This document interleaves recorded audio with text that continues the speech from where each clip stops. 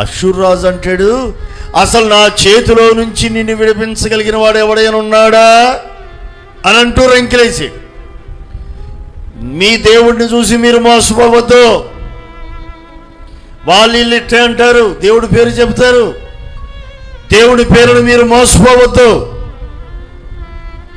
మీ దేవుడు నా చేతిలోంచి రక్షించలేడు అని అంటూ రంకెలేసాడు. ఆ మాటలు విని హిజ్కియా రాజేమో మందిరంలోకి వెళ్ళి ఆ లెటర్ ఓపెన్ చేసి ప్రార్థన చేశాడు. ప్రభా, వాడు అన్న మాటలు వింటున్నావు కదయ్యా, వాడు రాసింది చూసావు కదా ప్రభా, కృప చూపా ప్రభా, రక్షించయ్యా, కాపాడయ్యా, నీ వంటి దేవుడు ఎవరున్నారయ్యా అని అంటూ ఇతడు ప్రార్థన చేశాడు. దేవుడు సమీపంగా ఉండే దేవుడిగా దిగివచ్చాడు, మాట్లాడుతూ ఉన్నాడు. మాట్లాడుతూ 33వ వచనానికి వచ్చేసరికి ఎలా అంటాడు, ఆసలాడు మొట్టడి దెబ్బ కూడా వేయడు, ఏ దారిని వచ్చాడో ఆ దారిని నిలుపుతాడు, కనీసం ఒక్క బాణం కూడా మీ మీద ప్రయోగించలేడు.